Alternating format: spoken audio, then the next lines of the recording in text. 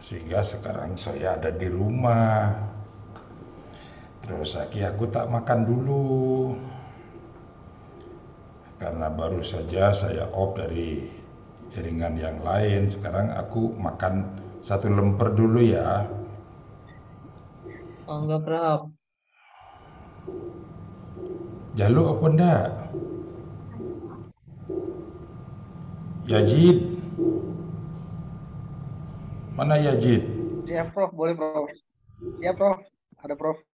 Sudah sarapan belum? Hadir. Alhamdulillah, udah, Prof. Baru Udah. aja, Prof.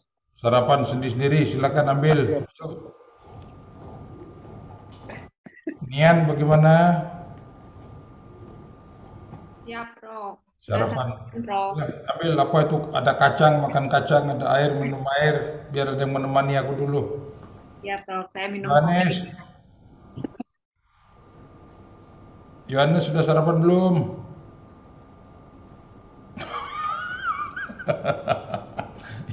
Itu gelasnya, itu gelas anak muda itu. Zaman saya kos juga begitu dulu, besar. Apalagi kalau itu membuat soda apa namanya minuman apa soda gembira itu ya. Dikasih susu, dikasih sirup, terus dikasih apa lagi itu, terus tuangkan Sprite. Jadi sudah gembira dia. Gelasnya segitu besarnya. Itu masa lalu saya. Sekarang kalau sudah tua begini, jangan lagi minum hal-hal yang begitu. Itu minuman anak muda itu. Ayo makan dulu.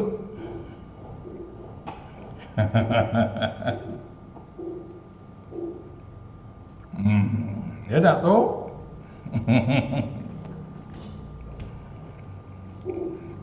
Monggo disekecakaken, Prof. Assalamualaikum, Prof. Enak sekali. Kalau ada yang mau, masih ada itu. Silakan datang. Cuman satu kurang, Prof. Bagaimana? Kalau cuman satu kurang, Prof. Di samping saya ada penjualannya. Oh, jadi tinggal ngambil. Wah, sip. Oke, saya akan Oh, itu ada Bu Farida ya, Bu Farida. Siang, Prof. Oh, reuni sama Prof Dugeng. Prof. itu pasti karena tidak bisa membuka itu sampai dibantu oleh Bu Ida itu. Lagi bersama sama Bu Ida ini, Prof. Monggo disekecakaken dulu, Prof. Oke, 1-2 menit sampai saya minum, saya akan tutup dulu sebentar, silakan Diko siap ya.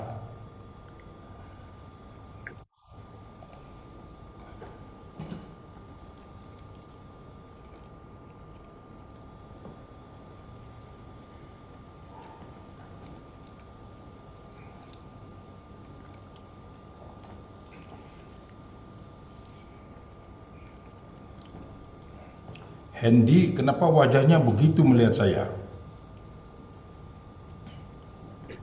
Diko sedang sakit hati itu bagaimana? Ya, Prof. Kelihatan kalau ada orang sakit hati itu kelihatan. Betul, Prof. Siapa yang mengkhianati dirimu? Sakitnya medis, Prof, bukan sakit perasaan. Hah? Kalau sakit medis kan gampang itu. Yang sulit kan justru yang kalau sakit perasaan itu. Tapi Diko kelihatannya karena ada hatinya dulu itu, bukan karena medisnya. Kok tahu, Prof? No. Kan seperti nonton film aja. Oh, gitu ya, Film Prof. hatimu itu kayak gitu.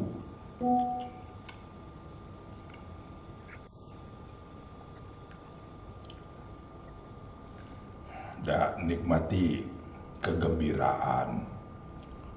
Sembuh, pulih.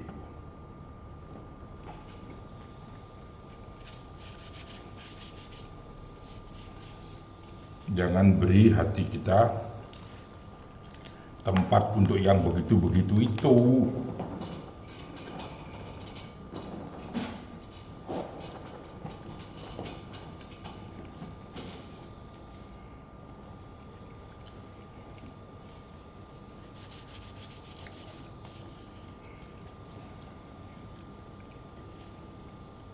Wah, ini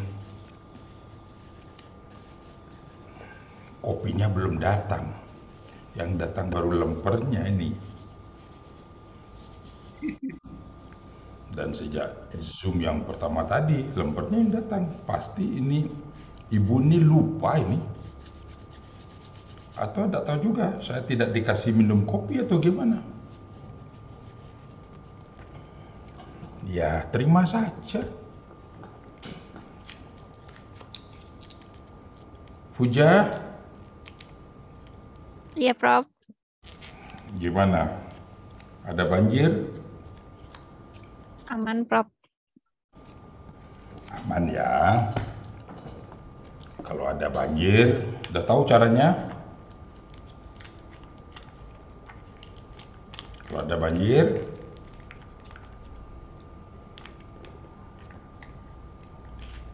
Ke gimana tempat caranya? ke tempat yang tinggi, Prof. Ke tempat yang tinggi. Lah kalau banjirnya seperti era Nabi Nuh gimana? Bikin patra.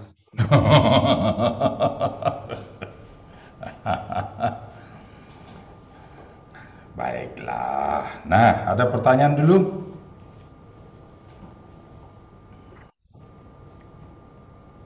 Silakan kalau ada pertanyaan. Selamat siang, Prof.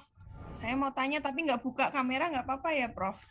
Wah. Ya, untuk di kau ya boleh-boleh aja deh.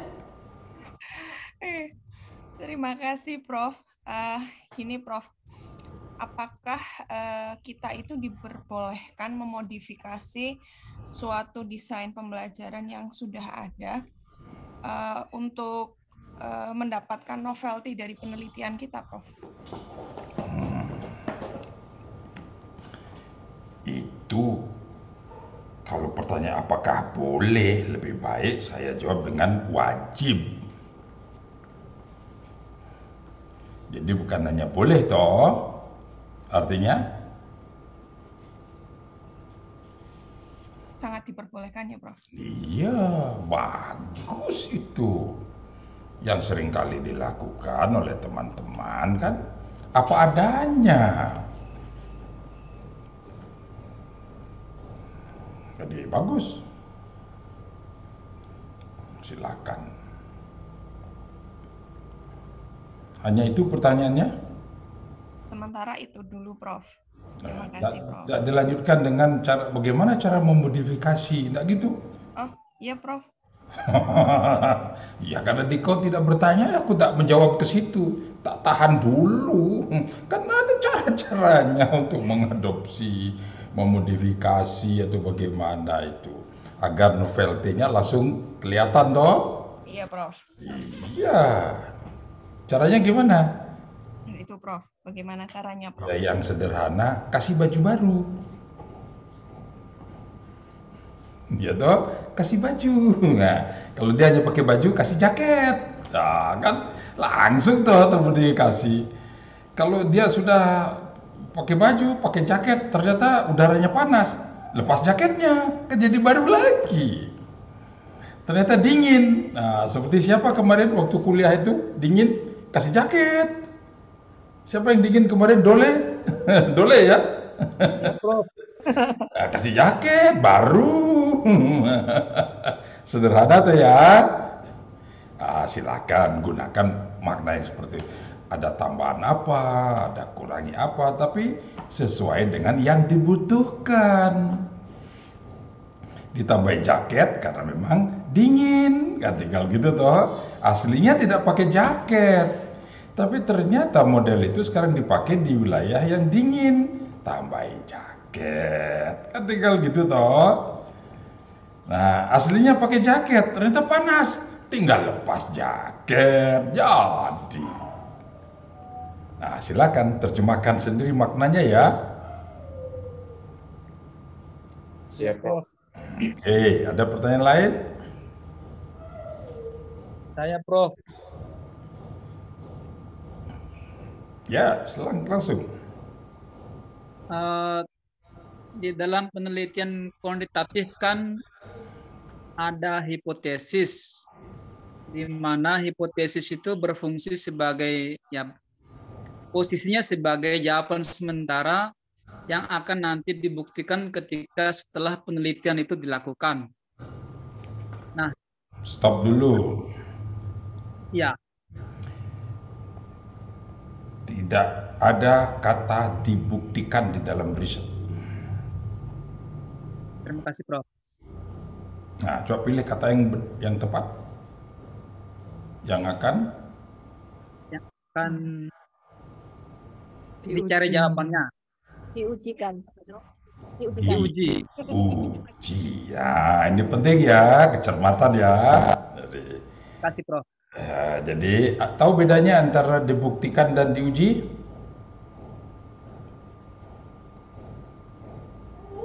Apa beda pembuktian dan pengujian? Nah, pembuktian itu untuk pengujian itu untuk pembuktian, Prof.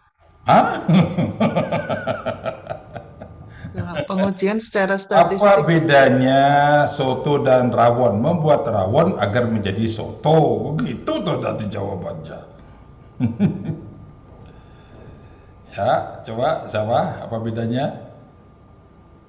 Kalau pembuktian berarti pengujian tapi hipotesanya benar gitu, Prof. Tapi kalau pengujian bisa jadi dia berlawanan dengan pernyataan dari hipotesa. Bisa benar, bisa sesuai, bisa bertentangan. Oke, lebih tepat lagi pembuktian itu sudah pernah untuk menetapkan benar salah. Pengujian untuk menetapkan diterima atau ditolak. Beda toh. Diko waktu mendaftar untuk kuliah di UM, diuji atau dibuktikan? Jadi seleksi masuk itu ujian atau pembuktian? Ujian. Ujian. Hasilnya? Diterima. Ya, ditolak atau diterima toh. Nah, kalau dibuktikan? Benar atau salah. Nah, di dalam ilmu tidak ada namanya pembuktian, tapi pengujian. Pembuktian dipakai di mana? Di pengadilan. Pengadilan. Kan jelas tuh. Tidak pernah KPK ngomong pengujian, tidak ada tuh KPK. KPK ngomong apa? Alat bukti. Betul? Ya, Prof. Nah, itu ya supaya pas. Jadi di dalam bidang keilmuan kita bicara tentang pengujian. Nah, nanti mengujinya data. Nah, karena itu lebih dulu ada hipotesis tadi gitu toh. Ya, Prof. Nah, sekarang silakan dulu lanjutkan pertanyaannya. Nah, terima kasih, Prof. Pertanyaan lanjutnya adalah, kalau di dalam penelitian kualitatif, apakah juga ada hipotesis dan kalau ada, kira-kira apa perannya? Kualitatif tidak mengenal bahasa hipotesis. Hipotesis hanya ada dalam penelitian yang memang menuntut hipotesis. Tidak semua kuantitatif juga menuntut hipotesis.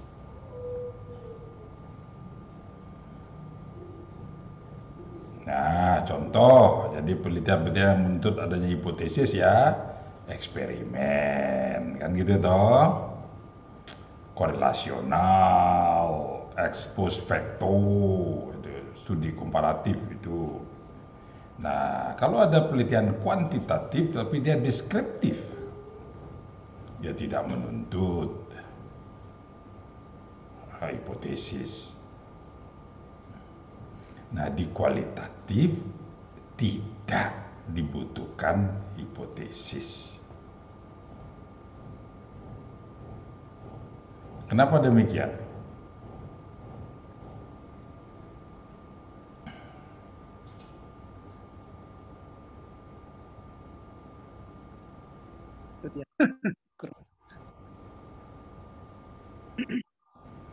Kenapa? Hipotesis itu mengungkapkan atau sebuah proposisi yang mengungkapkan hubungan antar variabel. Nah, dalam penelitian kualitatif, variabelnya berapa yang diteliti? 1. Variabel tunggal. Nah, kalau variabelnya tunggal bagaimana ada proposisi tentang hubungan antar variabel? Karena itu tidak ada hipotesis.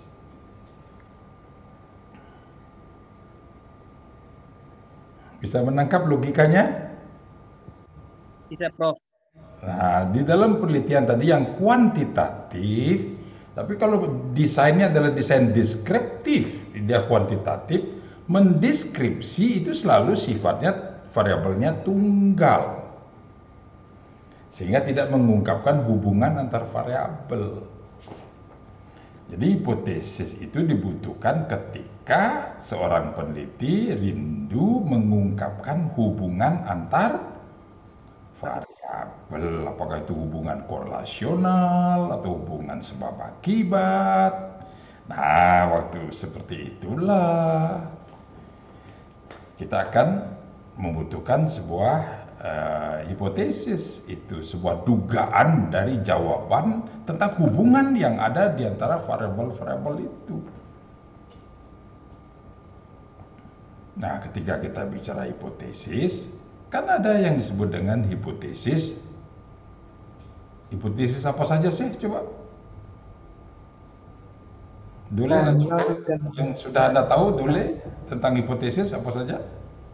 Ada hipotesis nol. Alternatif. Kalau ngomong nol berarti? Tidak ada. Tidak ada hubungan Ya, antara. enggak, maksudnya kalau ada hipotesis nol berarti ada hipotesis apa lagi? 1.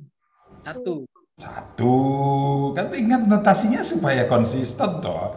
Kalau dikatakan nol, nah berarti ada hipotesis yang tidak nol toh. Berarti hipotesis apa? 1.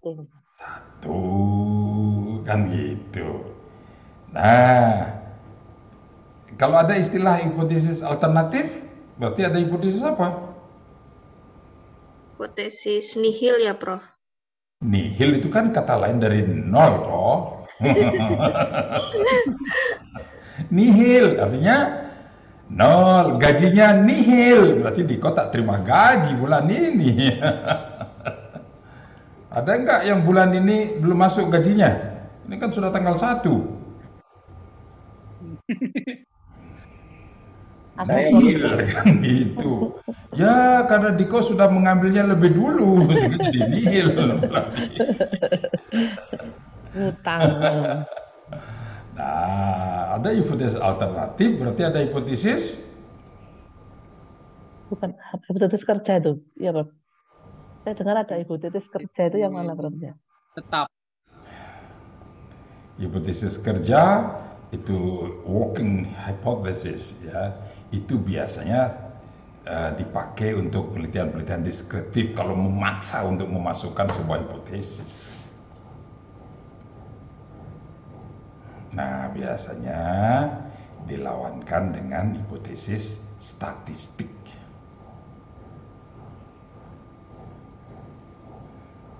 Itu maksudnya hipotesis statistik itu hipotesis nol.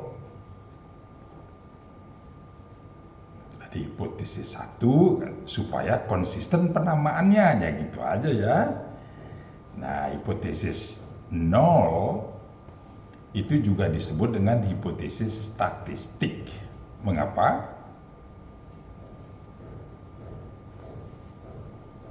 Hipotesis nol yang diuji. Statistik. Karena hipotesis nol akan diuji dengan menggunakan Analisis statistik. dengan menggunakan statistik yang berangkat dari apa? Hukum probability.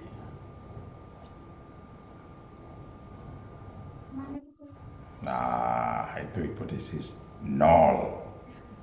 Nah, jika setelah diuji hipotesis nol ternyata diterima, maka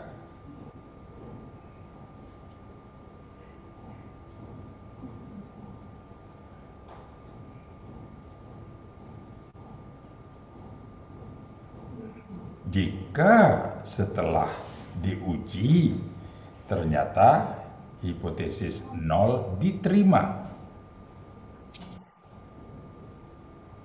maka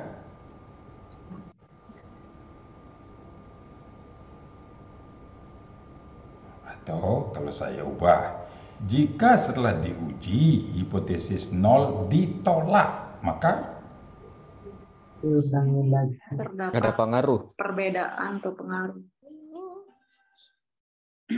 kalau yang kedua kok bisa menjawab, kalau yang pertama Kalau jika diterima, hipotesis nol setelah diuji diterima, artinya Tidak ada tidak ada pengaruh ya? perbedaan. atau tidak ada perbedaan. ya kan dia tinggal ngono toh ya. Artinya bunyi atau rumusan, jadi apa yang dinyatakan di dalam hipotesis yang kita sebut hipotesis nol, itulah yang menjadi simpulan. Berpikirnya sederhana aja, ojo angel-angel. Puja sampai melirik-melirik ke atas itu ono ngopo ning dhuwur mau gue. Coba diulangi Puja, jika hipotesis nol diterima artinya Tidak ada perbedaan ataupun pengaruh. ya, artinya hipotesis itu kan jawaban toh. Ya toh? Nah, jika jawaban itu diterima artinya ya itulah jawab simpulannya, kan gitu aja kan dulu sederhana toh. Nah, jika jawaban yang kita rumuskan tadi dalam bentuk hipotesis nol ditolak, artinya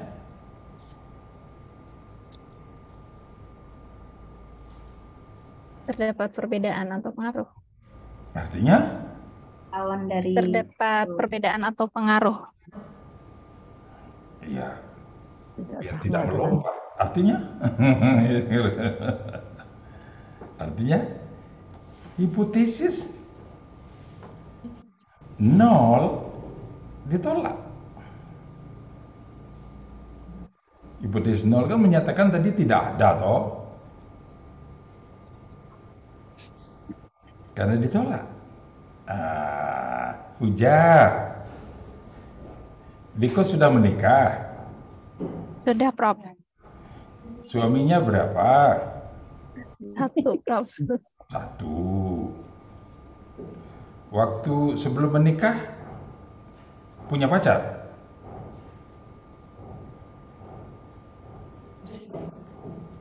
Ada pacar apa tidak? Iya, Prof. Berapa? Ya sudah, buat aja ilustrasi yang kosong. Berapa pacarnya? 2, 3, silakan kan. Boleh aja ilustrasi aja. Nah, kan sebelum menikah Diko akan membawa dulu pacarmu ke orang tua toh? Dilakukan nggak dulu itu? Dilakukan begitu nggak? Iya, Prof. Nah, berapa yang kau bawa ke orang tua?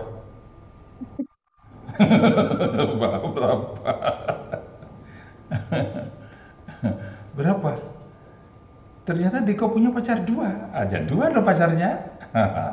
Berapa yang kan Diko bawa ke orang tua waktu itu? 3, Prof.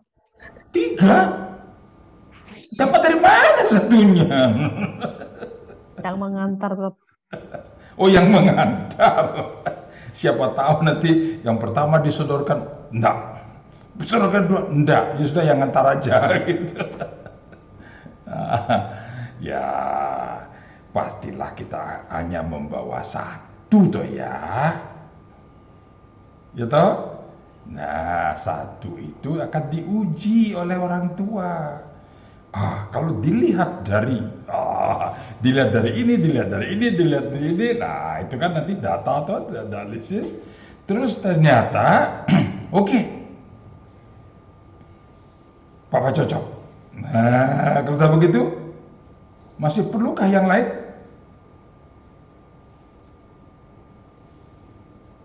Tidak perlu lagi. Ya, tidak perlu. Nah, ternyata, kalau yang begini aja, Papa tidak mau. Tolak. Terus? Cari alternatif yang lain, Prof. Nah, cari alternatif. Yang Diko sudah siapkan itu toh. Kan gitu. Yang Diko siapkan. Ya, kan kemungkinannya itu kan hanya ada 2. Jika yang 1 ditolak, berarti yang kedua tidak bisa lagi toh. Selesai sudah. Jadi hipotesis, jika hipotesis 0-nya itu ditolak, bukankah kita sudah menyiapkan hipotesis yang kita angkat dari teori? Nah, hipotesis yang diangkat dari teori itu disebut dengan hipotesis teoritik. Nah, hipotesis teoritik kita jadikan sebagai alternatif jika ternyata H0 ditolak. Itu sebabnya hipotesis yang kita angkat dari teori itu disebut dengan hipotesis alternatif. Tidak ada pengujian terhadap hipotesis alternatif. Ketika H0 ditolak, ya itulah yang menjadi simpulan. Tidak ada kata ditolak dan diterima untuk hipotesis alternatif. Keputusan statistik hanya berlaku pada hipotesis statistik, yaitu H0. Nah, ini diperhatikan ya. Dan nanti dalam penulisan, dalam pengungkapan presentasi, perhatikan itu. Jadi keputusan statistik hanya berlaku pada H0. Oleh karena itu, cara mengungkapkannya, H0 ditolak, titik. Atau H0 diterima, titik. Jangan ada kelanjutannya. Contoh, H0 diterima karena itu H alternatif ditolak. Kan gitu toh kalau dilanjutkan.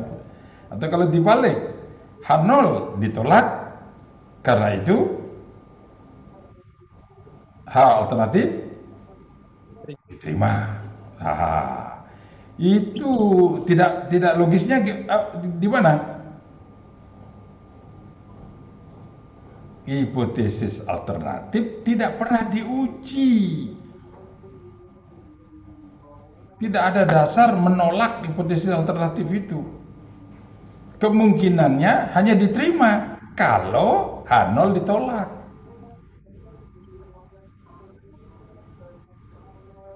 Kalau H0 diterima tidak berarti H alternatif ditolak. Artinya yang bisa kita katakan kalau H0 diterima, kita tidak membutuhkan jawaban lain lagi. Kita bawa 1 ini sudah diterima, selesai sudah. Bisa menangkap logika ini? Ya, Prof. Nah, coba ingat-ingat tesis saudara yang lalu. Bunyinya gimana? Ada nggak yang menuliskan seperti yang tadi? H0 ditolak, karena itu HA diterima. Ada yang menulis gitu? Nggak apa-apa, kan Anda sudah lulus, nggak apa-apa deh. Nah, berikutnya perhatikan itu. Ya, berarti sampai situ. H0 ditolak atau H0 diterima, titik.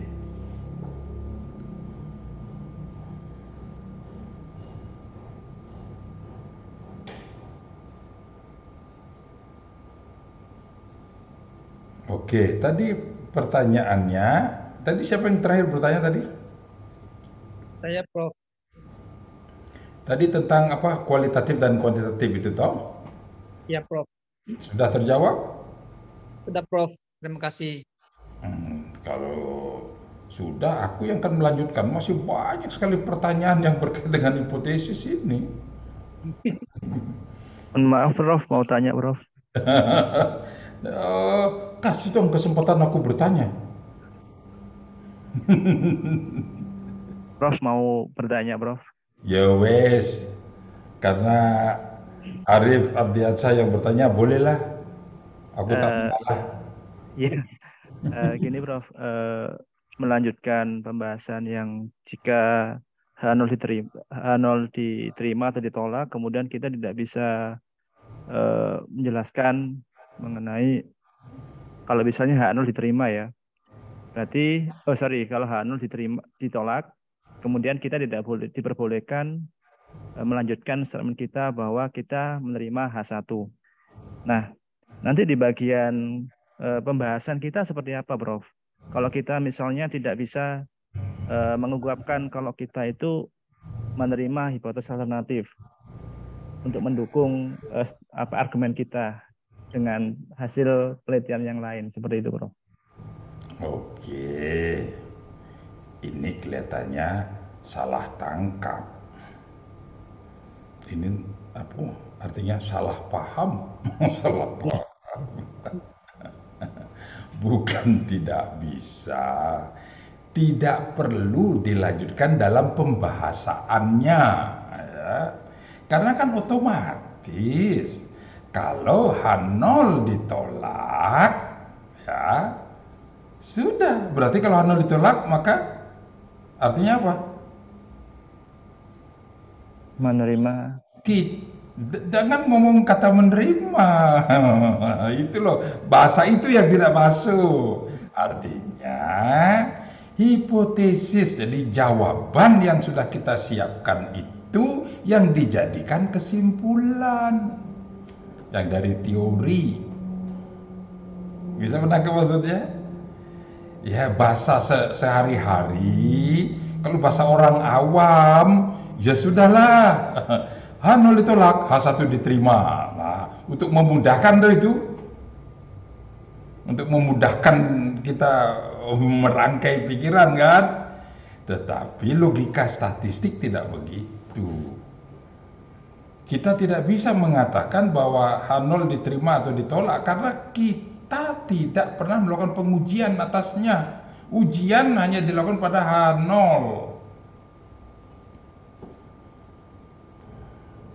Sehingga tidak perlu ada perkataan-perkataan tentang diterima atau ditolak terhadap sesuatu yang tidak diuji. Bisa menangkap maksudnya? Nah, jadi bukan terus tidak boleh. Itu sudah otomatis. Jadi ya hanya perkataan tadi itu loh ya, redaksi. Karena seringkali yang muncul H0 diterima, berarti H1 ditolak. Sebenarnya sih biasa-biasa saja, tapi bagi orang yang mengerti statistik itu menjadi sesuatu yang mengganggu. Ini berarti tidak mengerti logika statistik kan gitu. Tapi biasanya juga katakanlah kalau itu di S1 gitu ya, di S1 biasanya saya biarin aja. Oh ya wis itu untuk memudahkan. Kalau saya sampai ajarkan hal-hal begini di S1, mumetlah mereka nanti itu.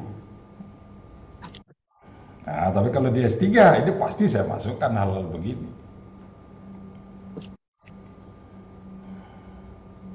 Nah, jadi maksudnya sama loh ya, tidak mengubah apa-apa loh, tidak mengubah apa-apa. Hanya janganlah dikeungkapkan itu loh ya. Jadi H0 ditolak, artinya H1 diterima.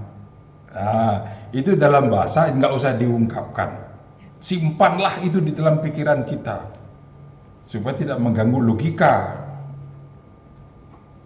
Itu Arif maksudnya? Iya, Bro. Oke. Ada lagi?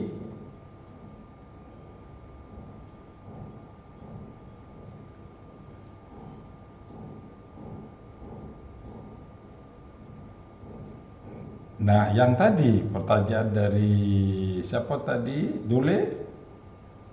Sudah selesai jawaban, sudah cukup jawaban itu bahwa kualitatif tidak membutuhkan. Sudah menjawab pertanyaan Anda? Mengapa tidak? Prof, mau tanya lagi, Bro. Ya. Apakah diperbolehkan, Prof, untuk disertasi ini mahasiswa S3 itu untuk menguji hubungan variabel secara korelasional menggunakan teknik SEM, Structural Equation Modeling. Bagaimana, Prof? Bisa saja, asal variabelnya memang cocok diangkat untuk dimasukkan nanti dalam analisis SEM itu. Nah, kan kalau nggak salah minggu lalu sudah kita bicarakan itu ya. Kenapa penelitian teknologi pembelajaran tidak banyak masuk ke korelasional. SEM itu kan dasarnya korelasional. Dan penelitian TEP, siapa yang bertanya kemarin itu? Banyak ke eksperimen. Siapa yang bertanya kemarin? Saya, Prof. Oh iya, betul ya? Iya, Prof. Nah, Arif waktu itu tidak hadir tak? Nggak hadir, Prof. Oh, ya wes tanya sama Ridno kalau gitu.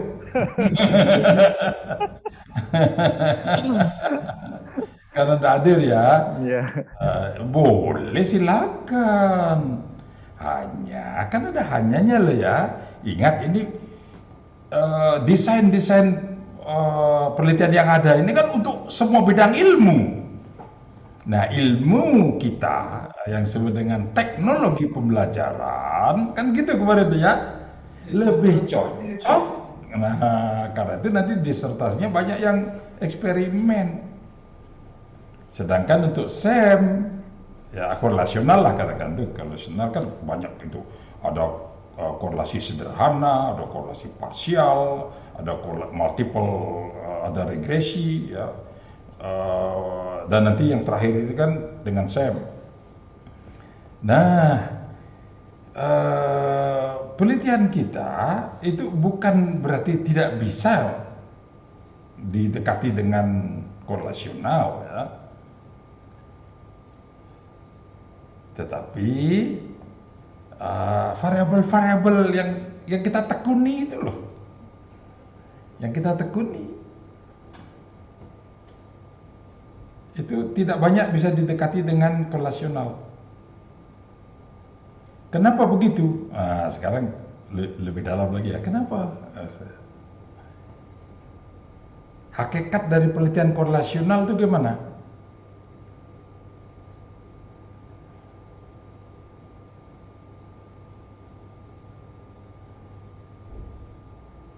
Kalau penelitian eksperimen mengungkapkan hubungan sebab akibat dari variabel-variabel, jadi ada variabel sebab, ada variabel akibat. Kalau penelitian korelasional, hubungan Hubungan antar variabel, Prof. Iya, hubungannya gimana? Hubungan korelatif. Nah, korelatif itu seperti apa? Kalau sebab akibat kan satu sebab, satu akibat, tidak bisa dibalik. Kalau satu sebagai sebab, satunya akibat. Nanti tidak bisa dibalik lagi, terus akibat menjadi sebab terhadap sebab. Kan tidak bisa begitu toh. Dia akan menjadi sebab, akibat. Akibat akan menjadi sebab untuk variabel lain lagi. Tidak bisa itu. Sedangkan kalau sebab akibat terus dibalik. Nah, kalau korelasional Watt lemahnya suatu hubungan, Prof. Watt lemahnya suatu variabel diikuti atau tidak diikuti oleh variasi variabel yang lain. Nah, itu penelitian korelasional. Variasi suatu variabel diikuti oleh variasi variabel lain atau tidak diikuti oleh variasi variabel lain. Kalau diikuti artinya sebab akibat. Ada berkorelasi. Korelasi. Ada korelasi, Bro. Iya, korelasi apa? Positif. Positif. Korelasi positif.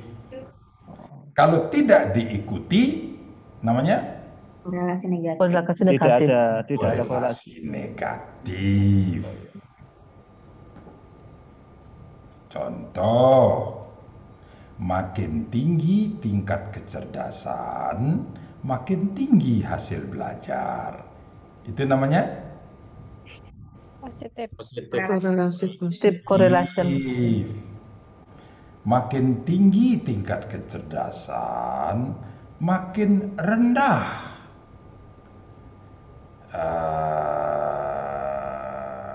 emosi, gejolak emosi. Umpamanya, ini contoh ya. Jadi kalau yang satu variasinya makin tinggi, di variabel lain variasinya makin rendah. Itu namanya korelasi negatif. Koefisien korelasi itu bergerak dari berapa ke berapa? Negatif 1 sampai 1, Prof. Iya. 0 sampai 1. Ya, positif. Ya, plus minus. Jadi kalau nanti Anda mau penelitian korelasional, ketemu korelasi di atas 1, artinya Allah itu. Kalau di atas 1 tidak bisa kan, Pak? Artinya Hitung ya, Prof. Tersesat. Ya. Nah, dan perhatikan itu kalau mau silakan mau korelasi apa dan pelajari baik-baik gitu ya. Kalau ada yang mau masuk ke penelitian korelasional ya, korelasi apa yang paling cocok. Nah sekarang hakikat dari penelitian korelasi itu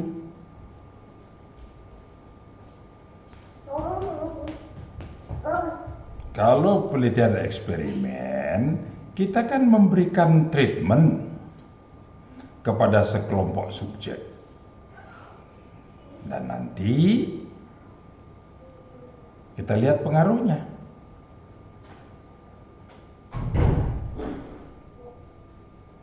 Kalau penelitian korelasional seperti apa? Melakukan pengukuran sejumlah variabel. Pasti lebih dari satu. Ya, pasti lebih dari satu. Karena kalau hanya satu, ya tidak mungkin kita akan mengungkapkan korelasi toh. Pasti lebih dari satu. Paling tidak dua variabel. Terus silakan ditambah lagi 3, 4, 5, 10, 15 berapa saja boleh ya. Nah, yang perlu diperhatikan seluruh variabel itu yang akan dikorelasikan dan dicari interkorelasinya diukur pada satu kelompok subjek.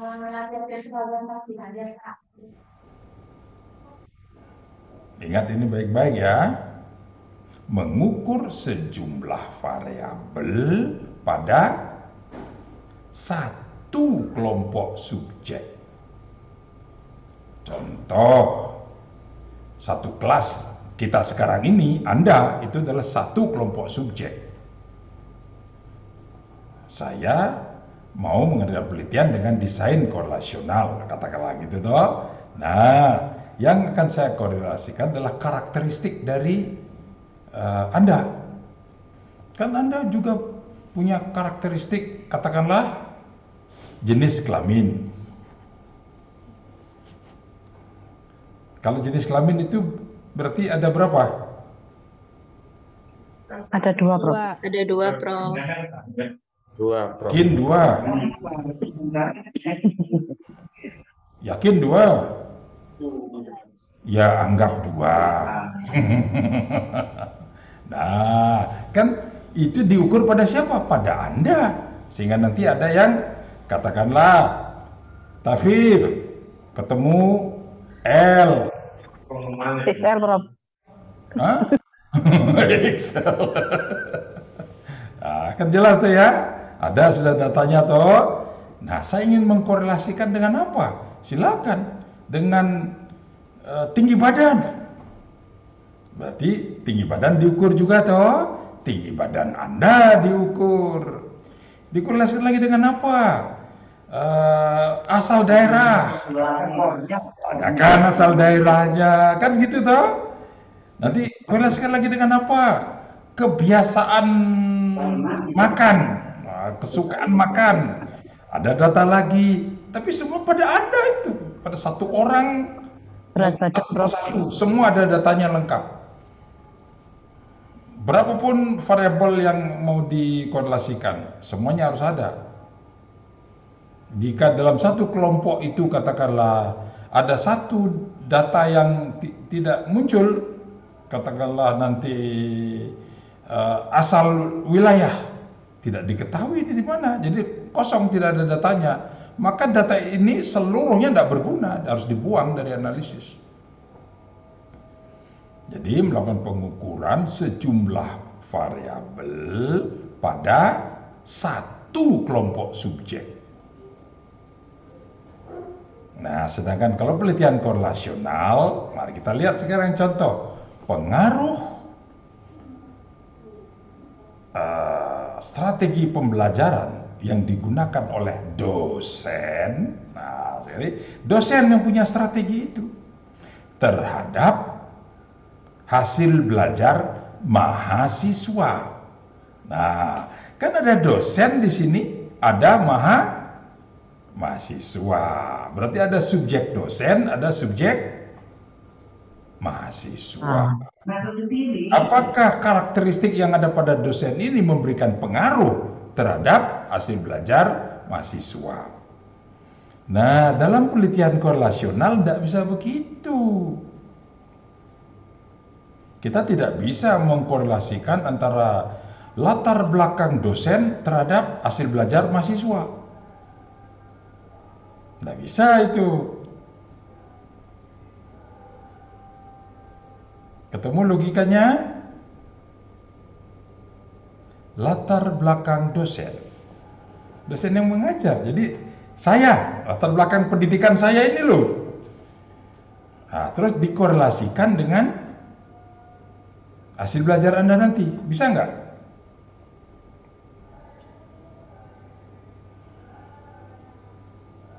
Tapi kalau sebab akibat, latar belakang dosen menjadi sebab yang mempengaruhi hasil belajar mahasiswa. Bisa apa enggak? Bisa. Bisa, Prof. Untuk sebab akibat bisa. Tapi kalau korelasi, apakah makin tinggi katakanlah tingkat pendidikan dosennya, ya, Terus makin tinggi hasil belajar mahasiswa. Tidak, Prof. Bisa nggak dikorelasikan? Ada nggak logika begitu? Tidak. Pasti tidak. Makin tinggi pendidikan dosen, ya semua yang terkait dengan dosennya itu makin baik kan gitu dong. Makin tinggi umpamanya makin menguasai materi. Makin tinggi tingkat pendidikan dosennya, makin menguasai banyak metode. Makin tinggi ini makin bla bla bla. Dan tentang dosennya baru bisa dikorelasikan. Tapi kalau sekarang mau dikorelasikan dengan hasil belajar, nah hasil belajar kan diukurnya pada mahasiswa. Nggak bisa. Kenapa begitu? Logikanya, kalau tentang ini tadi logikanya nggak bisa. Ingat ya, kalau kita bicara statistik, bicara riset itu selalu bicara logika ya. Nah sekarang logika yang lain apa? Logika statistik. Ketika Anda mengadakan penelitian untuk mengkorelasikan antara tingkat pendidikan dosen dengan hasil belajar mahasiswa, nah saudara akan mengukur tingkat pendidikan dosen itu pada siapa? Pada dosen, kan gitu toh? Dosen pengajarnya semua. Nah, dosen pengajar, berarti kalau kita menggunakan contoh ini, berarti pada saya hanya satu orang toh. Nah, sedangkan hasil belajar mahasiswa, Anda berapa orang sekarang ini? 28, Prof. 8, Prof. Nah, kalau sekarang dikorelasikan gimana caranya? Namanya mengkorelasikan kan data itu harus satu begitu toh? Nah, kalaupun sekarang dicari korelasinya, silakan Anda hanya untuk adventure untuk Anda ya dalam statistik, coba lakukan korelasi.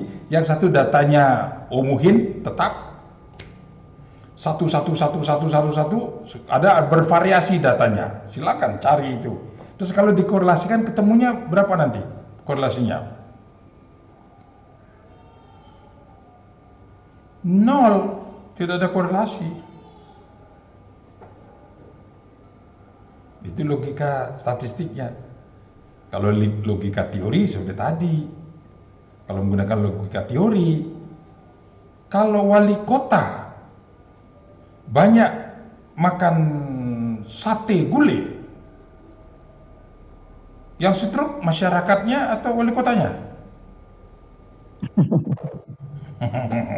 saya gunakan ilustrasi ya.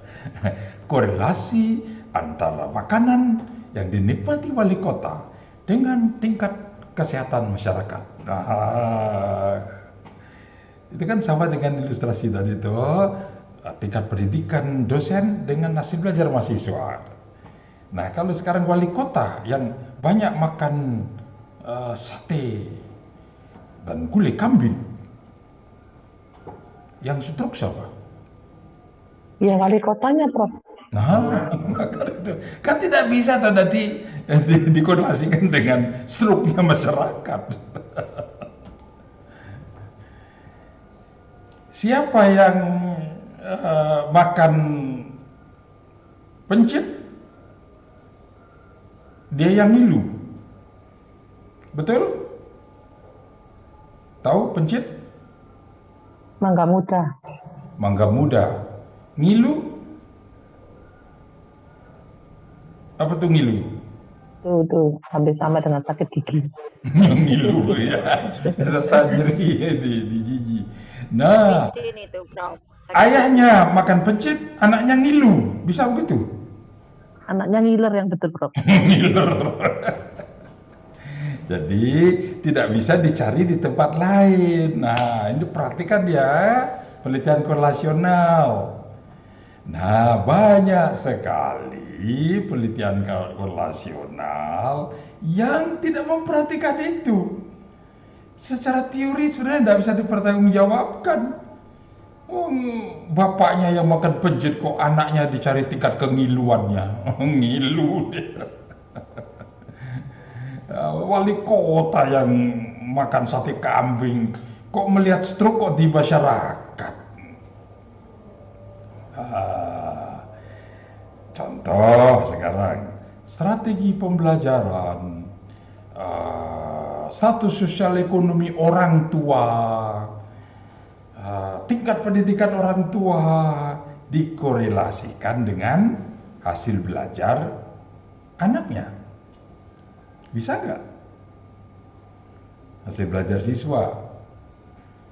Di situ ada tingkat pendidikan guru, penyediaan sarana prasarana, terus apalagi sistemnya, itu terus dikorelasikan dengan hasil belajar mahasiswa. Bisa nggak? Teorinya udah bisa itu. Tetapi riset-riset yang dilakukan sekarang ini banyak yang jadi, udah lulus doktor. Banyak. Saudara cari sendiri ya. Cari sendiri. Lihat aja dari judulnya. Jadi kalau kita katakanlah mau membaca, mereview sebuah penelitian korelasional, lihat dari judulnya. Kalau judulnya begini kok korelasi. Variabel-variabelnya diukur pada siapa? Variabel ini diukur pada orang tua. Variabel ini diukur pada guru. Variabel ini diukur di masyarakat. Variabel ini diukur yang lain. Kok lain-lain? Kok bisa dikorelasikan? Itu tidak mungkin.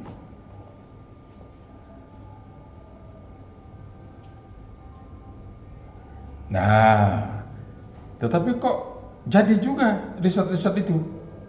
Bukan hanya untuk di disertasi, banyak riset-riset laporan penelitian yang di LP 2M juga banyak yang begitu.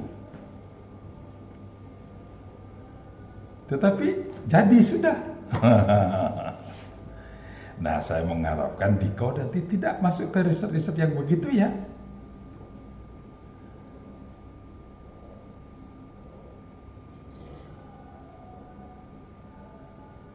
Nah, biarlah kalau di tempat lain ada begitu, ya sudahlah.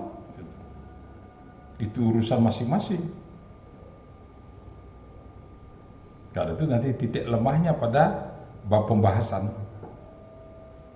Gimana caranya menjelaskannya? Orang tua yang makan mangga muda, lah kok anaknya yang ngilu ya? Gimana ya menjelaskannya? Ya, kalau itu titik lemahnya, nanti di situ tidak bisa dijelaskan secara teori. Kalau risetnya bisa saja berjalan, bisa, tapi teorinya tidak bisa.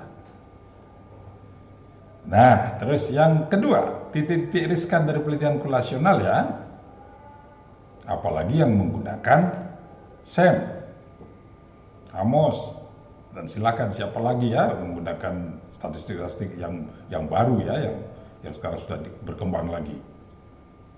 Nah,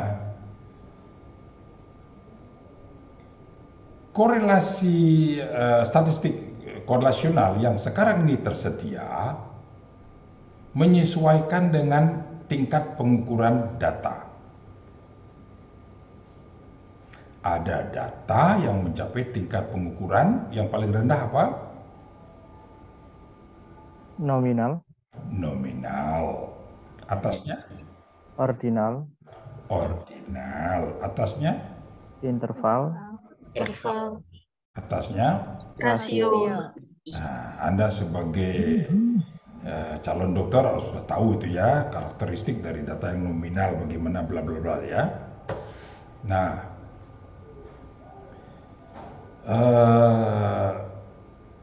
teknik korelasional banyak sekali. Ada yang memang dikembangkan untuk menganalisis data nominal. Contoh, siapa yang tahu contohnya? Statistik korelasional untuk data nominal.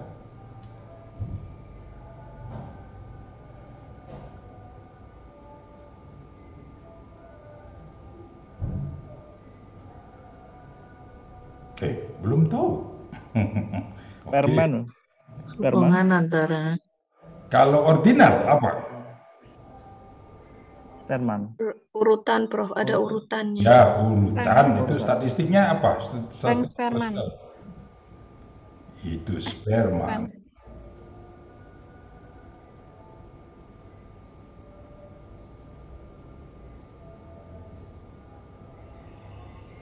Kalau yang nominal?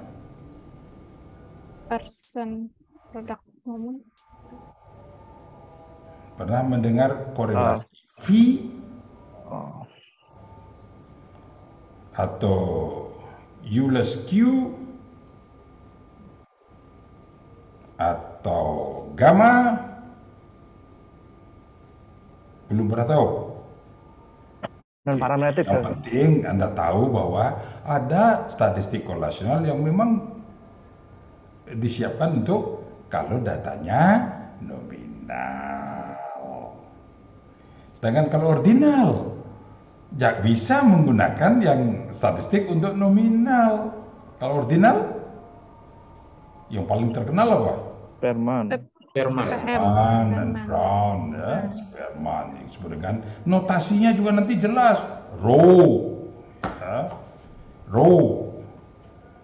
Kalau yang V ya V, gitu ya. Nah, kalau yang interval,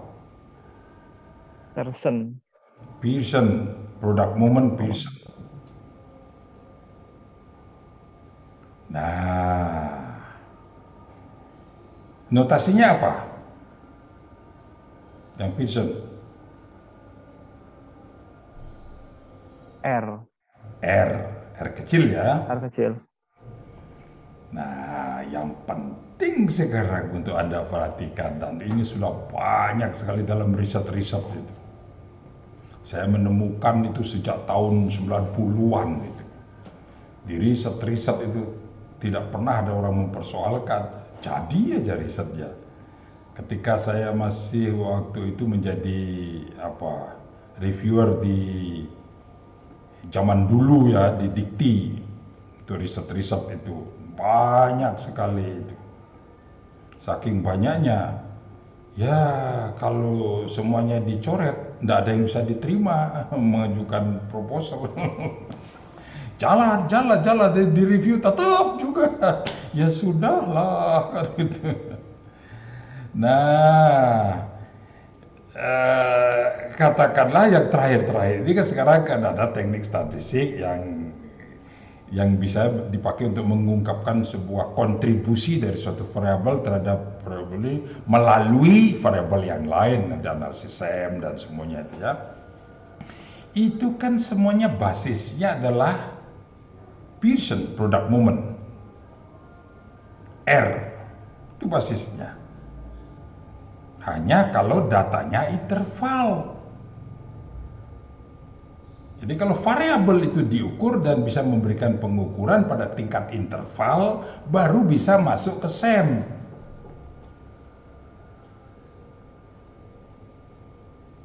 Kalau tidak masuk ke interval, ya tidak bisa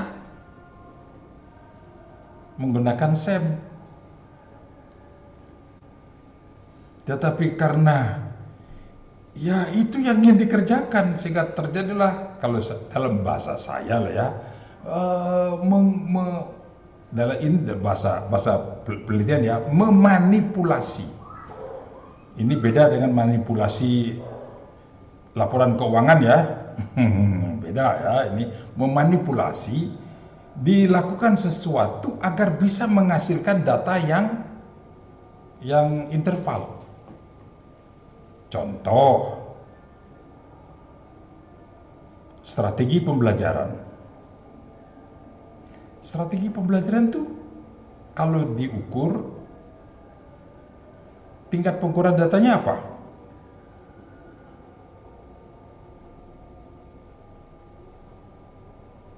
Nominal, Prof. Nominal, jelas sekali.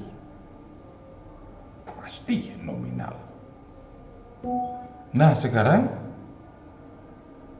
agar bisa itu nanti dikorelasikan dengan variabel-variabel yang lain, dan nanti analisisnya menggunakan SEM, maka kita harus mengubah data ini agar bisa mencapai tingkat pengukuran interval. Sehingga digunakanlah strategi.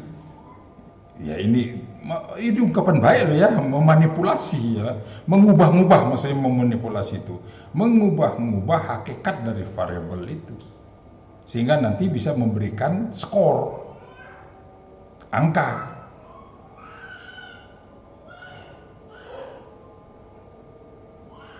Nah itulah yang banyak dilakukan oleh para peneliti.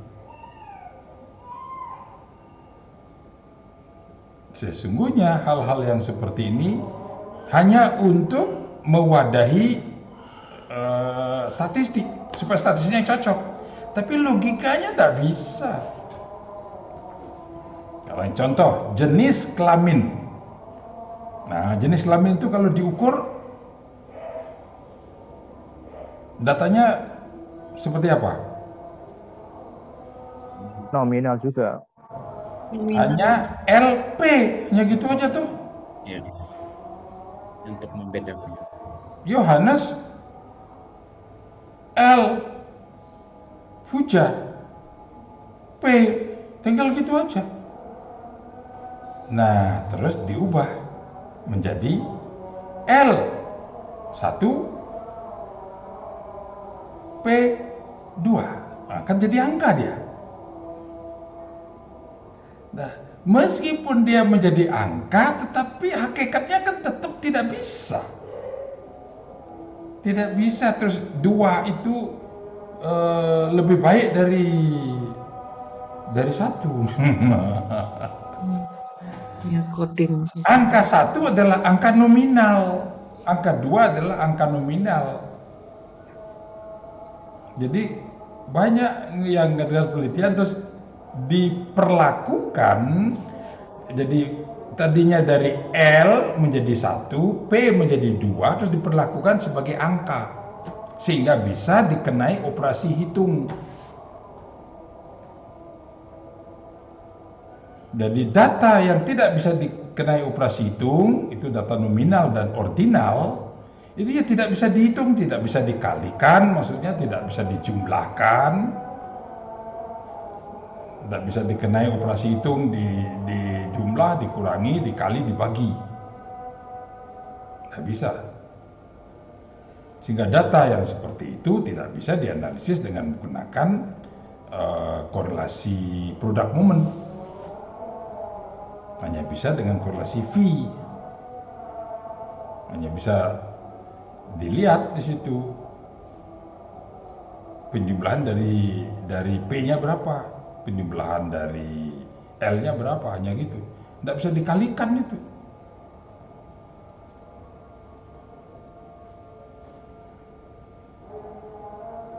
Data yang bisa dikenai operasi hitung yang lengkap, dijumlah, dikurangi, dibagi, dikalikan, itu mencapai tingkat pengukuran interval.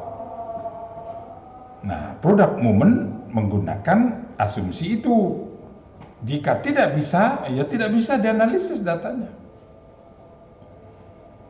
Saudara perlu melihat disertasi yang sudah ada ya, yang menggunakan sampai ke analisis SEM gitu ya.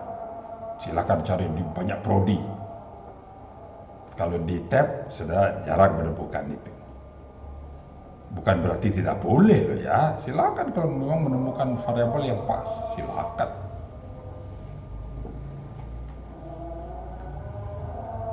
Ya perhatikan itu. Saudara nanti kalau sudah memahami hal-hal seperti ini, nanti saudara akan secara keilmuan ya. Gitu. Oh, ada kelemahan di sini di disertasi ini. Ada kelemahan di sini. Kelemahan mulai dari pengukurannya, bisa kelemahan dari instrumennya, kelemahan dari analisisnya. Nah, kalau ada kelemahan di situ, terus nanti simpulannya gimana? Itu sebabnya banyak sekali disertasi hanya sampai disertasi, tak bisa dipakai dalam kehidupan nyata sehari-hari. Karena memang teorinya tidak bisa gitu. Hanya menjadi ya katakanlah sebuah latihan akademik yang bisa membuat Anda menjadi lulus. Hanya begitu aja. Tetapi begitu lulus, disertasi itu hanya menjadi ya harta yang hanya disimpan saja, karena tidak bisa dipakai. Setelah membuat sesuatu udah jadi, hanya disimpan, jadi pajangan, tidak bisa dipakai.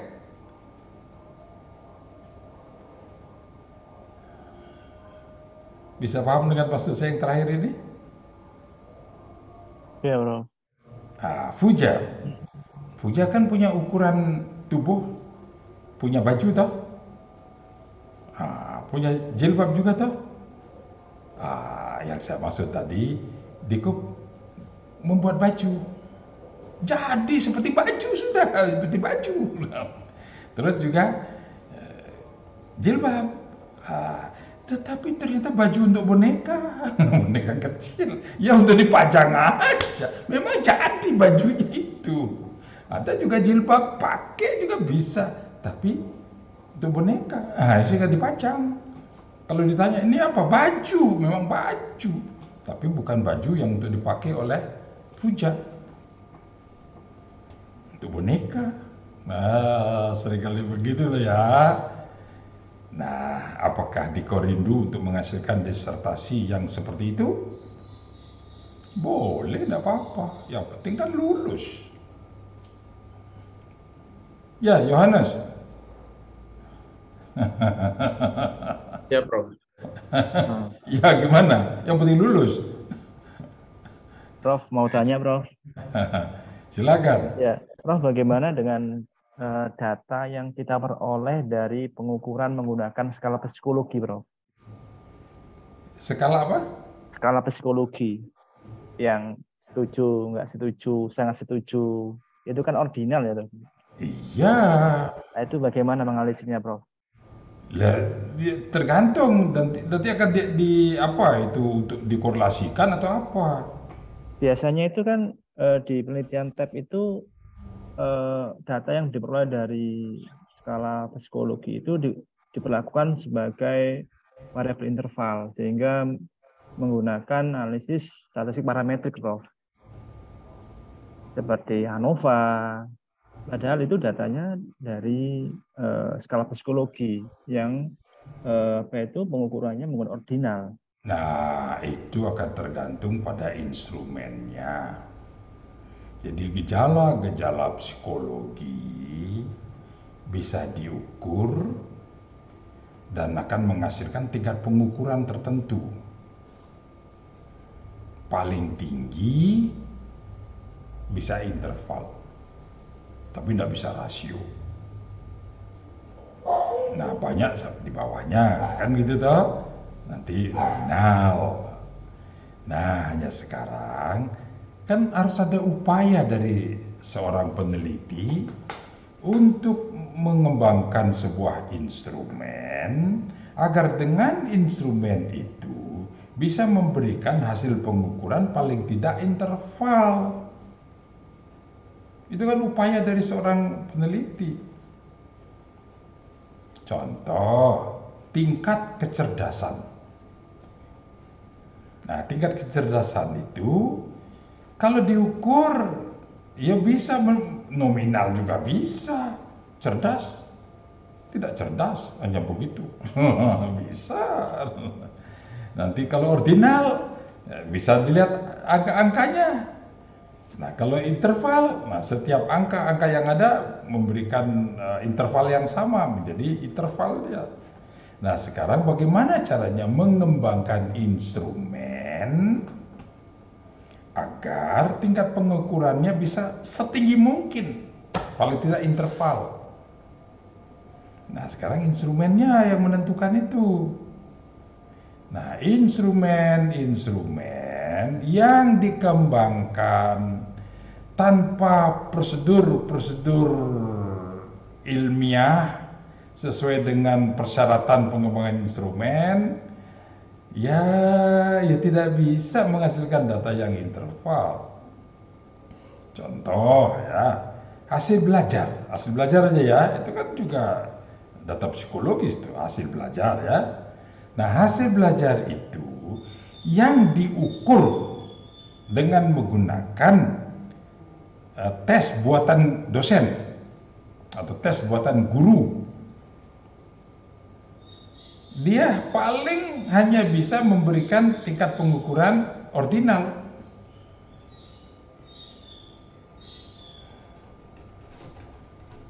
Nah, agar bisa memberikan tingkat pengukuran yang interval, caranya gimana? Harus lakukan uji coba.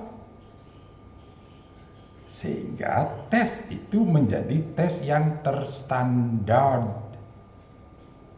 Sehingga di mana tes itu dipakai, katakanlah di Kota Malang tes itu dipakai dan orang yang mengikuti tes menunjukkan angka 70. Tes itu sekarang dipakai di, katakanlah di Biak, Papua. Dan di situ ada orang siswa yang juga menunjukkan skor 70. Kita bisa mengatakan bahwa siswa yang ada di Malang dengan siswa yang ada di Biak itu memiliki tingkat pencapaian yang katakanlah relatif sama. Nah, jika ada tes yang seperti itu, maka tes itu mencapai menghasilkan data mencapai tingkat pengukuran interval. Artinya sekarang apa? Agar kita bisa mendapatkan data yang interval, maka tes yang akan kita pakai dalam riset kita haruslah dikembangkan dengan prosedur-prosedur terstandar. Kan sudah ada lagi tuh, ya. Anda sudah tahu caranya mengembangkan instrumen? Agar instrumen Anda terstandar. Itu sebabnya seringkali nanti kan ditanya itu dalam bimbingan itu, sudah diuji cobakan atau belum? Nah, diuji cobakan itu maksudnya untuk mencapai tingkat itu. Jadi bukan sekedar itu disusun terus langsung ujian, nanti skornya langsung dianalisis. Itu hanya berlaku nanti pada pembelajaran itu saja. Bisa menangkap maksudnya, Arif? Jadi gunakanlah tes yang terstandar, melewati proses validasi. Nah, itu saudara pelajari lagi itu, bagaimana cara melakukan validasi sebuah instrumen.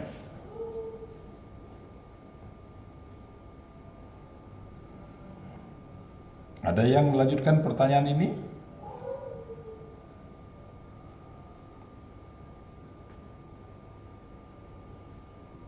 Prof, kalau kembali ke hipotesis masih boleh, Prof? Mau kembali ke Surabaya aja boleh. Iya, Prof. Mohon izin bertanya, Prof. Dalam merumuskan hipotesis itu kan kita biasanya ada premis-premis dulu yang didukung dari teori-teori yang sudah ada maupun riset-riset sejenis yang terdahulu. Nah, kalau misalnya dari topik penelitian kita itu teorinya masih jarang, begitupun juga dengan riset sejenis, itu merumuskan hipotesisnya bagaimana, Prof? Dipilih yang mana sebaiknya, H0-nya atau HA-nya gitu, Prof? Nah, hipotesis kan H0 itu pasti ada toh. Karena itu kan otomatis sudah itu. Iya. Nah, yang berdasarkan teori itu kan hipotesis alternatifnya. Iya. Nah, sekarang tergantung teorinya kuat atau tidak kuat. Kan tinggal gitu toh teori-teori yang kita pakai. Kalau teorinya kuat, maka seringkali nanti hipotesis yang kita rumuskan adalah hipotesis yang sudah mengarah. Kan hipotesis ada hipotesis satu sisi, ada dua sisi. Yang mengarah itu maksudnya bahwa yang satu lebih baik dari yang lain. Yang tidak mengarah, yang dua sisi, hanya menyatakan ada perbedaan, tapi tidak mengatakan mana yang lebih baik. Nah, kalau teorinya sudah kuat, kita akan cenderung mengambil pilihan bahwa yang satu lebih baik dari yang lain. Sehingga hipotesisnya menjadi hipotesis satu arah, satu sisi. Sedangkan kalau umpamanya teorinya masih ya meragukan, di sini ketemu lebih baik, di situ lebih jelek, atau di situ tidak ada perbedaan, kita tertarik lagi meneliti itu. Nah, biasanya kita pun akan menggunakan hipotesis dua sisi, hanya menyatakan perbedaan. Itukah yang Ika maksud? Ya, ya, Prof. Prof. Kemudian untuk menentukan kuat lemahnya dari teori ya, Prof, ya, bukan hasil riset ya, Prof. Ya, hasil riset itu kan berikutnya masuk ke struktur teori. Iya. Nah, kita bisa menyebutkannya pada tingkat riset, atau kita bisa menyebutkannya ke tingkat teori. Oke, saya akan ambilkan kalau gitu satu untuk di-share ya.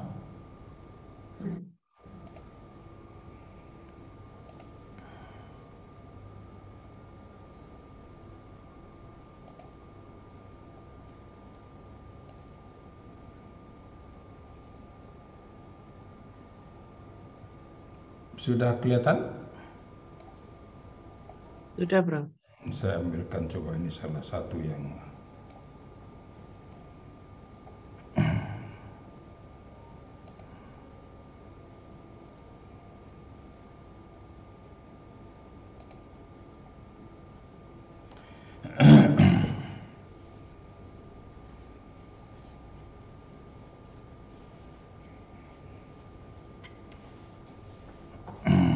Nah, coba sekarang kita lihat ya, ini pas tadi saya lihat di samping bisa dibuka. Ini makalah yang waktu dipakai untuk kuliah umum di Timor Leste kalau nggak salah ini.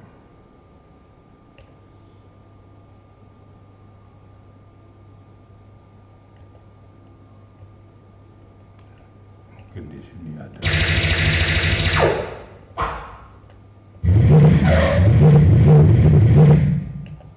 Ini oke, ya ada.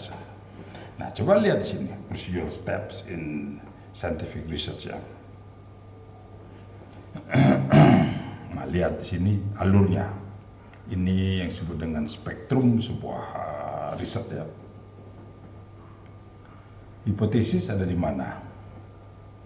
Ini toh bisa cek ya, bisa kelihatan hipotesis.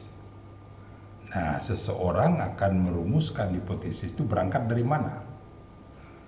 Coba lihat di atas. Teori dan konsep. Nah, struktur teori. Teori yang sudah ada, konsep-konsep yang sudah ada, seperti apa? Nah, sekarang kalau kita lihat di bawah, research finding. The riset.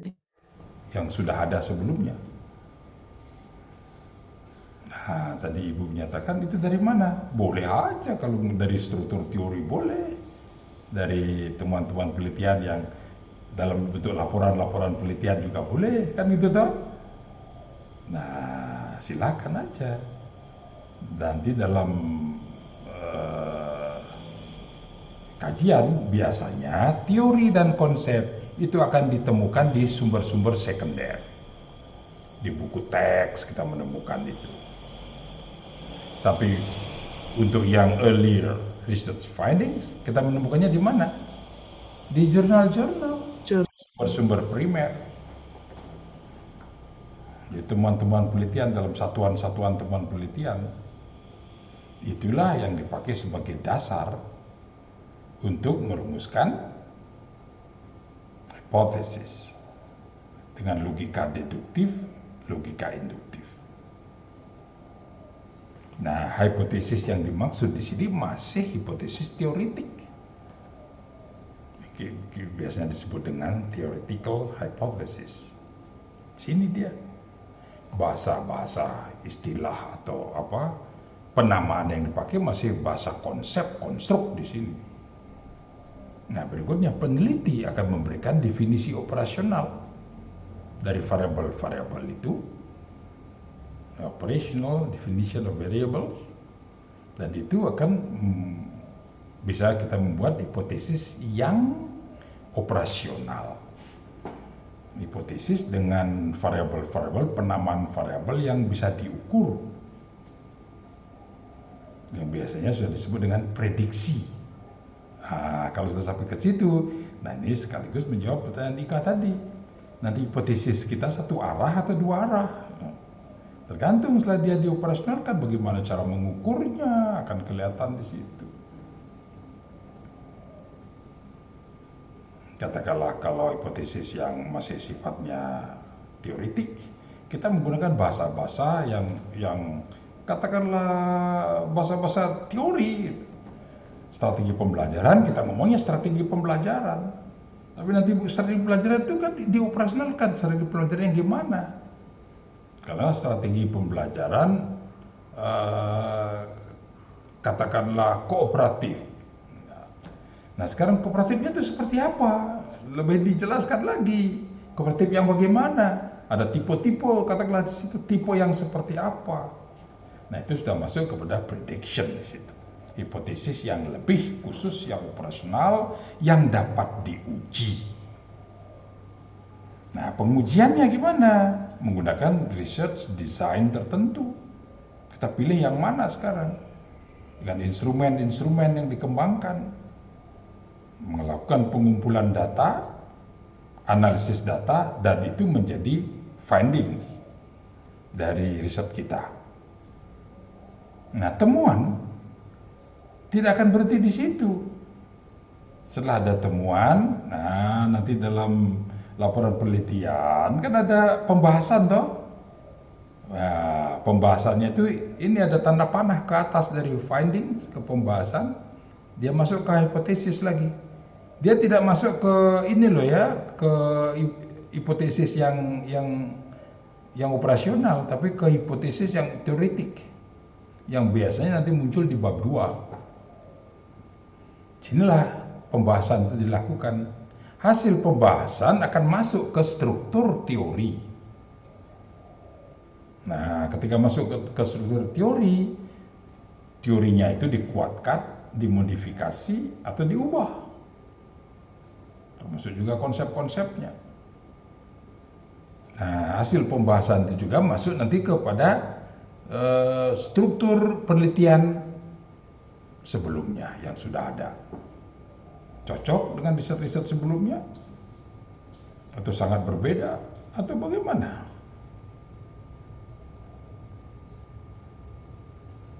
Nah, itulah yang dilakukan. Jadi posisi hipotesis di dalam riset itu dikembangkan berdasarkan teori dan temuan penelitian sebelumnya. Dan hipotesis yang dimaksud di sini adalah hipotesis penelitian. Kalau kita ngomong hipotesis penelitian, itu maksudnya H1 atau H alternatif. Di sini kita tidak bicara mengenai H0. Karena H0 itu ada di statistik. Jadi kalau orang biasanya berbicara itu hipotesis penelitian. Hipotesis penelitiannya gimana? Maksudnya H1. Jangan sampai nanti kalau ada pembahasan tentang hipotesis penelitian kita jawab H0 ya. Tidak perlu lupakan itu H0. H0 itu hanya ada dalam waktu pengujian statistik dan analisis data. Baru muncul H0. Oleh karena itu, di bab 1 juga yang perlu diungkapkan hanya hipotesis penelitiannya atau H alternatif atau H1. Tidak perlu di bab 1 memasukkan H0. H0 nanti biasanya dibutuhkan, nah karena kita akan melakukan pengujian sekarang. Baru kita ngomong H0. Yang itu nanti diungkapkan di mana? Di bab 4 ketika kita masuk pada pengujian. Ungkapkan dulu H0-nya. Nanti disertai dengan hipotesis alternatif. Tinggal copy dari bab 1 masukkan ke bab 4. Tinggal copy. Jangan diubah-ubah lagi ungkapannya. Yang kita sudah rumuskan berangkat dari teori dan temuan penelitian sebelumnya. Itu yang Ika tadi tanyakan? Enggak, Prof. Kalau ada sisi lain lagi, silakan. Boleh tanya, Prof? Ya. Ini kalau di kantor kami itu disarankan oleh programnya Simbib Apes itu disarankan menyusun penelitian multi-years, Prof, yang didasari dengan pengembangan dulu. Nah, itu untuk hipotesis awalnya itu bagaimana, Prof? Untuk pengembangan kan tiap tahun ada, misalkan meneliti ini, tetapi masih dalam satu pohon penelitian itu, Prof. Ini hipotesisnya itu, hipotesis awalnya itu bagaimana nih, Prof? Sampai dinyatakan hipotesis sampai tahun ketiga itu dinyatakan memenuhi atau berpengaruh gitu, Prof. Terima kasih. Oke, nah kalau untuk penelitian-penelitian yang multi-years, yang biasanya 3 tahunan itu ya dengan sendirinya itu namanya saja multi-years, itu penelitian yang panjang waktunya, sehingga ada peluang untuk mengembangkan dulu, biasanya mendeskripsi dulu. Biasanya terus tahun kedua pengembangan, dari tahun ketiga baru eksperimennya. Itu yang multi-years ya. Jadi yang pertama mendeskripsi dulu menggunakan desain deskriptif. Nah, kalau desain deskriptif kan itu variabel tunggal, sehingga biasanya tidak memasukkan hipotesis. Tetapi karena ini multi-years yang akan diajukan menjadi sebuah proposal untuk di review umpamanya loh ya. Ya nanti harus diungkapkan itu pertahapan tahunnya itu untuk proposal loh ya. Tetapi proposal yang besar yang kita ajukan itu akan diselesaikan dalam 3 tahun, sehingga harus jelas tahap tahun pertama, tahap tahun kedua, tahap tahun ketiga. Jadi biasanya pemilahannya itu yang pernah saya lakukan dulu, itu penelitian multi-years yang pertama tahun 97 ya, 97. Itu 3 tahun penelitiannya. Saya akhiri tahun 2000 kalau nggak salah. Jadi tahun pertama mendeskripsi, tahun kedua mengembangkan. Nah, terus tahun ketiga eksperimennya. Nah, biasanya yang dituntut oleh lembaga pemberi dana itu harus diungkapkan semua. Ya, tuliskan sesuai dengan biasanya di pengajuan proposal itu kan ada caranya. Ungkapkan ini di tahun pertama, ungkapkan di tahun kedua, ungkapkan di tahun ketiga. Nah, hipotesis masuknya di tahun ketiga. Tahun kedua pengembangan. Jadi menggunakan paradigma pengembangan di situ. Apa yang mau dikembangkan, bagaimana cara mengembangkan, model pengembangannya seperti apa. Nah, itu ungkapkan semua di tahun kedua. Tahun pertama mendeskripsi. Nah, apa yang mau dideskripsi? Pasti tentang variabel-variabel yang biasanya juga disebut dengan pilot study itu untuk yang tahun pertama, untuk melihat kemungkinan-kemungkinan. Bisa saja di tahun pertama setelah kita melakukan penelitian tahun pertama tidak bisa lanjut ke tahun kedua, bisa saja. Itu juga pernah saya lakukan ketika masih ada, dulu ingat ada Dewan Riset Nasional yang dari Habibie itu. Saya pernah juga mengadakan riset di situ, tapi saya akhiri di tahun pertama, tidak masuk tahun kedua. Karena setelah tahun pertama data-data masuk, analisis telah dilakukan, ini tidak bisa. Dan saya tidak mau memaksa. Saya beberkan ini tidak bisa dilanjutkan karena bla bla bla bla bla. Saya mengajukan untuk dihentikan dananya. Tapi kalau umpamanya suka duit, dilanjutkan aja. Bisa manipulasi macam-macam. Tapi kalau yang dulu ada yang disebut dengan urge.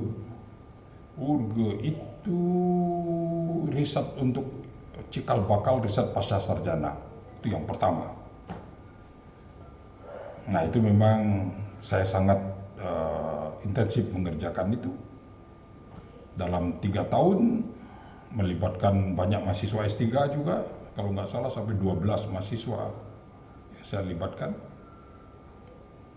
Di tahun 97 sampai tahun 2000 kalau nggak salah. Dan riset saya itu sampai sekarang masih merupakan riset monumental untuk saya. Karena itu mengantarkan saya untuk mendapatkan apa yang disebut dengan riset terbaik nasional. Oh, pernah juga ya.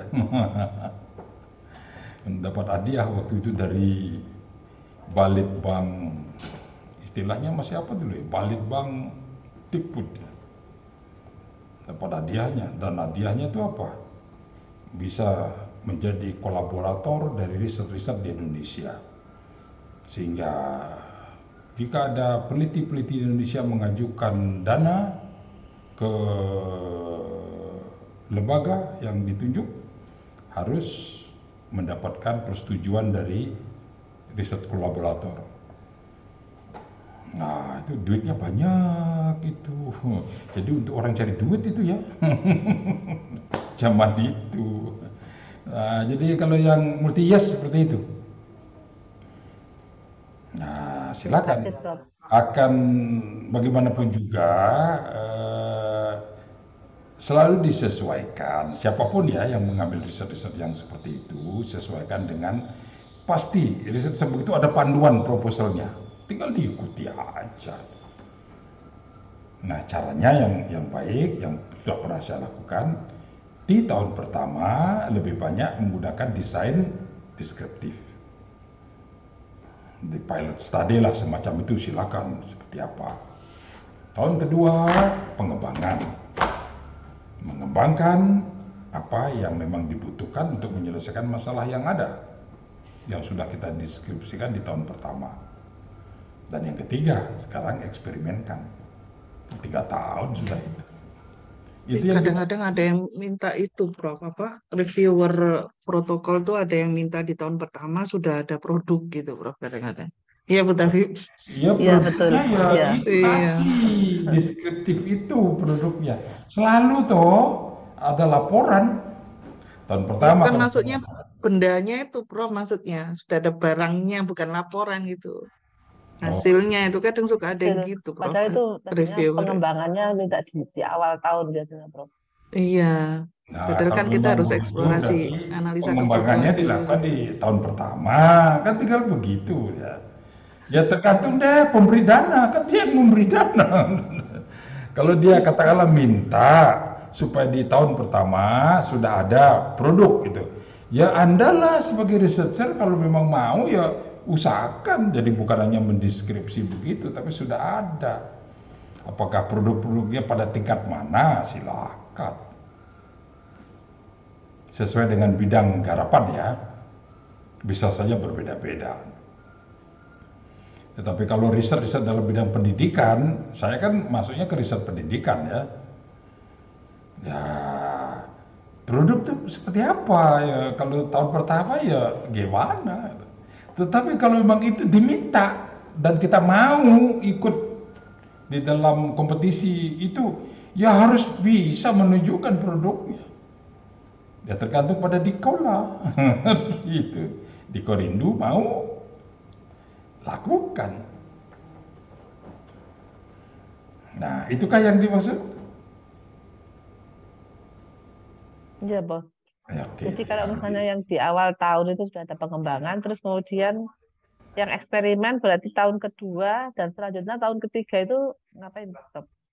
Apakah harus ada variabel yang lain Ya, atau bisa gimana gitu? saja eksperimennya diperpanjang 2 tahun kan silakan aja. Eksperimen tahap 1 kan bisa begitu nanti.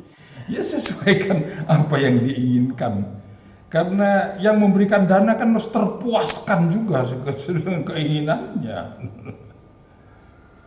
Ya silakan sesuaikan itu ya. Oke. Terima kasih, Prof. Ada yang lain lagi? Nah, tadi kan kita bicara tentang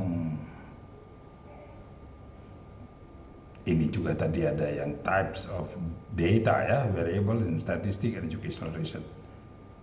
Research variable, coba saya carikan yang data ya.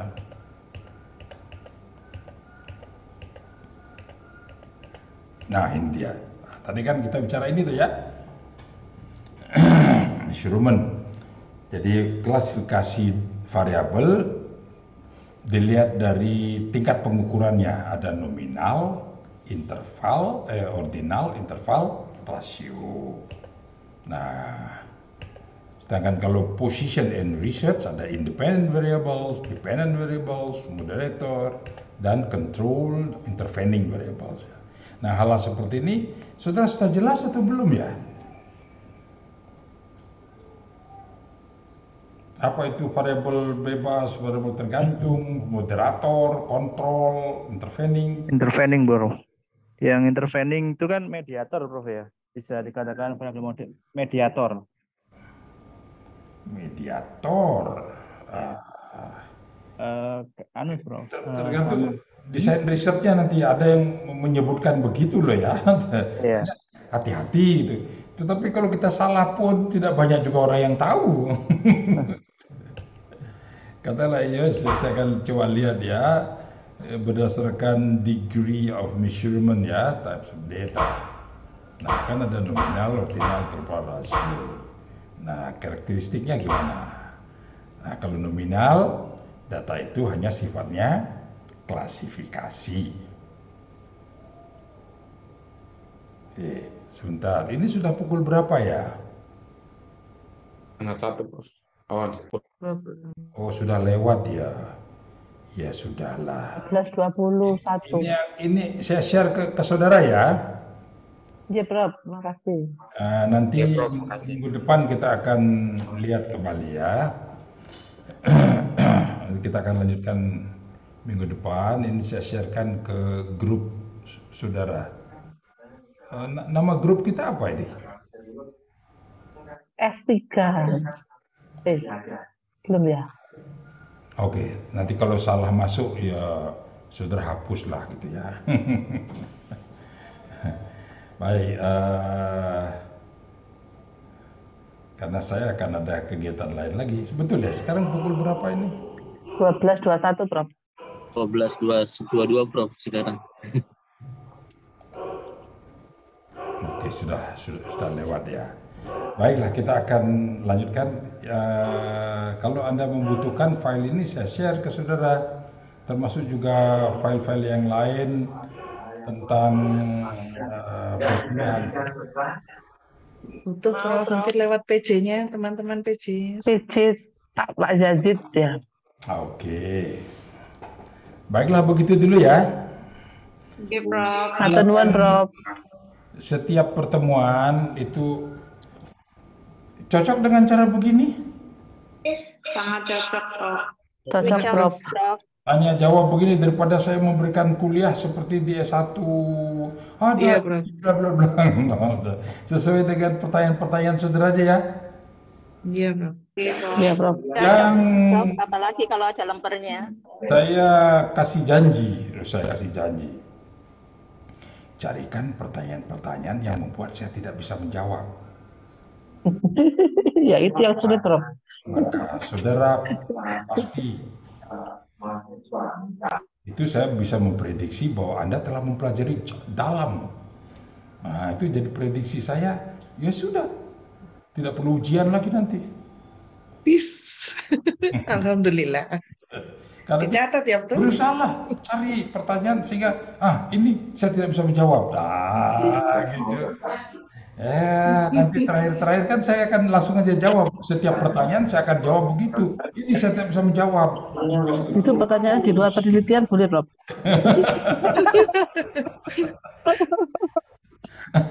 Bagaimana tadi? Oke, sudah itu dulu untuk sementara ya. Baik, Baik, Prof. Terima Terima kasih, Prof. kasih, Selamat Prof. siang, Sehat-sehat, Prof. Prof. Minggu depan saya udah tahu. Prof. Nanti minggu depan lihat aja sehari sebelumnya daring atau kita ketemu luring ya. Baik, Prof. Ya, Prof. Baik, selamat siang saudara. Selamat siang, siang. Terima kasih, Prof. Prof. Terima kasih banyak. Sehat selalu. Terima kasih, Prof. Baik, selamat siang.